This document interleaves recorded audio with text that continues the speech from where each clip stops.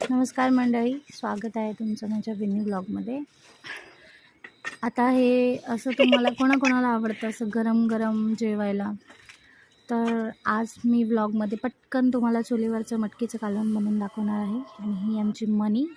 स्वयंपाक करताना मध्ये मध्ये तडमडायचं होतं, अजून भात शिजत होता.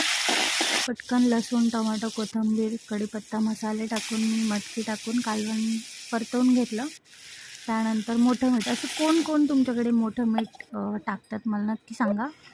वाटण करून वाटून कालवण शिजवून घेतलं. व्हिडिओ फार मोठे होईल म्हणून दाखवलं नाही. इथे भाकर झाली पटकन गरम करून. मुलाला लगेचच माझी हवी होती आणि त्याला बघून लगेचच आमचे पप्पा.